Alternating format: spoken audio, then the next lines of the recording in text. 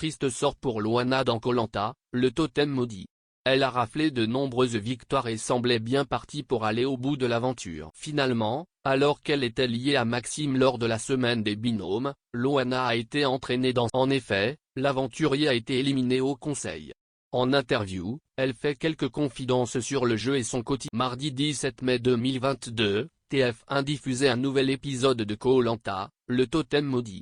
Les aventuriers encore en lice étaient divisés en 5 binômes. CIST ensemble qu'ils gagnent et ensemble qu'ils perdent. Loana a fait les frais de cette. En effet, au conseil, CIST Maxime qui a été éliminé.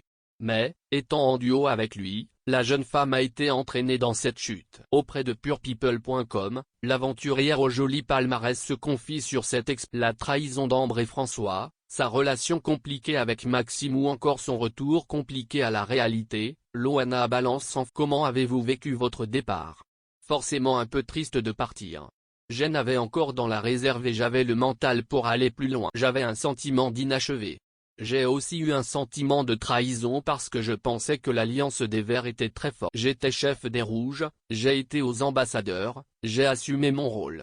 Donc j'ai eu une grosse. François a dit au conseil qu'il préférait sauver de belles personnes, Foussy et Géraldine, note de la CIST Koh Lanta. CIST un jeu de stratégie, sportif mais aussi humain et parfois on fait des choix en fonction du feeling, des sentiments plus qu'au mérite. CIST comme que se passe-t-il dans votre tête lorsque les bulletins au nom de Maxime se multiplient? Je comprends vite que CIST Maxime qui sera éliminé. Parce qu'on avait fait des calculs avant et il ne devait pas y avoir autant de bulletins au bout du 3e, 4e, j'ai compris. En avez-vous voulu à François et Ambre d'avoir voté contre votre binôme? Sur le moment, bien sûr. Je me suis senti trahi, déçu, énervé. Je n'aille pas avant le conseil, le temps est très long, on a toute une journée, la soirée et la journée du lendemain. On était tous épuisés et j'ai été voir François dans la forêt plus tôt. Je lui ai dit, dis-moi les choses. Je n'ai pas envie de galérer à chercher un collier toute la journée. Dis-moi si je suis en danger. Et il y a eu de la manipulation, de la trahison. Ça fait partie du jeu et ils ont très bien. Mais je leur en ai voulu parce que j'étais quand même leur allié et que moi, j'aurais tout fait pour les. Ils m'ont regardé dans les yeux en m'assurant que j'étais protégé. D'après vous, pourquoi vos camarades ont-ils éliminé? Il y a plusieurs paramètres à prendre en compte. Je n'ai pas la prétention de dire que je suis forte sur les épreuves, mais je pense que ça joue. On sait très bien que les aventuriers les plus forts, ceux qui se démarquent vraiment, sont plus en danger que Je n'ai pas la prétention de dire que CIST pour ça, mais il faut le prendre en compte. Aussi, aux ambassadeurs, j'étais porte-parole des Rouges. J'étais censé Les Rouges n'ont pas tenu la parole que j'avais donnée, donc forcément à l'élimination de Colin, les Jaunes, notamment Olga et peut-être Bastien, mais non ça m'est retombé dessus, j'ai été mise en porte-à-faux. Et puis j'étais en binôme avec Maxime, qui était sur la sellette depuis plusieurs. Pourquoi avoir choisi de donner le vote noir à Nicolas? Il fallait. J'avais du mal à réfléchir. C'était impensable pour moi de le céder à Ambre ou François après leur trahison. Et à ce moment-là, je ne savais pas que Nicolas était au courant de cette stratégie, je pensais qu'il me suivait réellement Je le voyais comme le seul qui ne m'avait pas trahi. Mais sur le coup je n'avais pas la lucidité. Vous semblez ne pas vous entendre avec Maxime depuis le début. Que c'est? Je ne dirais pas ça. Le montage donne beaucoup l'impression que je ne m'entends pas avec Maxime. Mais je tiens à préciser qu'il y avait une réelle communication entre nous. On était comme chiens. Il y avait beaucoup de tension, on avait du mal parfois à communiquer mais on parvenait à mettre. Quand je me prenais la tête face à l'écran, je me prenais aussi la tête avec lui dans la forêt en face à face et on remettait les choses. Aujourd'hui, CIST la personne que j'ai le plus régulièrement au téléphone. On a gardé un très bon contact, on s'appelle tout le temps. Peut-être que les plus belles amitiés commencent par un brin d'animosité. Sur les réseaux sociaux, vous êtes qualifié d'hypocrite, insupportable notamment. Qu'en pensez-vous? Je reçois 95% de messages bienveillants. Le reste, CIST de la critique. Ça doit arriver, on passe tous par là. Si j'élimine Yannick, j'ai ses fans sur le dos et si on me pense hypocrite, très bien. Je préfère lâcher prise. J'estime avoir été intègre à mes valeurs, je suis resté plus ou moins droite dans mes bottes, je pense. Il y a le montage aussi qui joue, je suis loin d'être la seule à jouer ce jeu avec. Je rappelle que Pauline et Ambre avaient du mal à le supporter au-delà des filles. Foussy a aussi fait des réflexions par rapport à Max. Aujourd'hui, je m'entends très bien avec Maxime mais sur le camp, il y a eu des moments où il était pénible, Monsieur Touche. Il prenait beaucoup de place et ça avait tendance à énerver. Peut-être qu'il avait du mal avec la faim, avec la gestion des émotions. Si Jean-Philippe n'était pas sorti à cause de ses pieds, Maxime n'aurait jamais poursuivi l'aventure. Et il en est conscient. Qu'ouest ce qui a été le plus dur sur l'aventure? Sans hésitation, la faim. La météo vient en second plan. L'humidité, la pluie, si est-il vrai que si est-il très fatigant. Si est-il même le pire ennemi d'un aventurier. Mais la faim, si est-il terrible.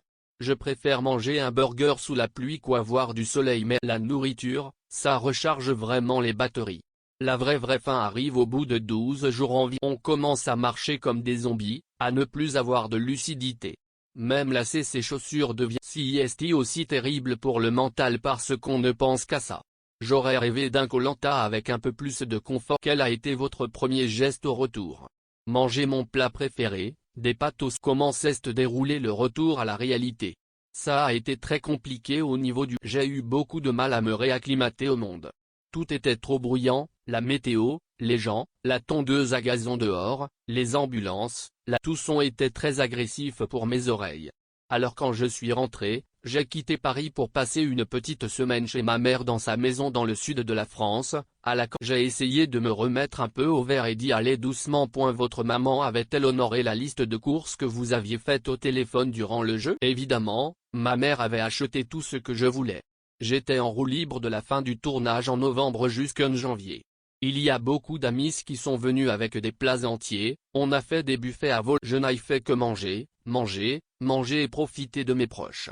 En plus c'était les fêtes de Noël, donc j'ai bien profité de mes repas. J'ai perdu 6 kilos. Ce n'est pas énorme, mais je suis un petit gabarit.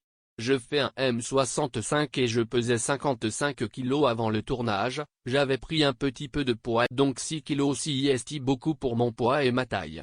Et là j'ai repris mon poids de forme, j'ai peut-être un petit kilo en trop mais je le vis bien. Je me suis remise au sport en février, avec l'été qui arrive. Vous êtes en couple avec un. Comment a-t-il vécu la séparation durant le jeu? Il était un peu triste d'être tout seul. La production envoie chaque semaine des nouvelles pour dire que tout va bien, mais sans plus de détails. Il était impatient. Après, quand il a vu que je ne rentrais pas, il était quand même super content et fier de moi de voir que je passais la réunification. Il faut savoir qu'il ne sait absolument pas jusqu'où je vais dans l'aventure, je n'ai rien dit à. Donc il était triste parce que 2 mois si est long et je lui ai manqué. Mais il était aussi content parce qu'il sait que Koh-Lanta est un rêve pour moi depuis des années, j'avais déjà passé le casting en 2018 et aujourd'hui je ressens beaucoup de fierté dans ses yeux lors de la diffusion. Quels sont vos côté projet? Pris un peu de recul. Je suis passionné par l'immobilier, je ne veux pas changer de branche. Mais je suis à mon compte, alors je me permets de ralentir. Je veux profiter de mon été et reprendre à partir de septembre. J'ai des projets sportifs comme partir en vacances avec des aventuriers, faire le GR20 de Corse en août, le marathon des sables l'année prochaine, le rallye des gazelles avec une. J'ai aussi le projet de partir 2 semaines en octobre au Sénégal pour aider une association humanitaire. Pour l'instant, rien n'est concret au niveau des dates. Mais une chose est sûre, Koh-Lanta m'a donné encore plus soif. Donc forcément, un prochain Koh-Lanta, ça me parle aussi. Contenu exclusif ne pouvant être repris sans la mention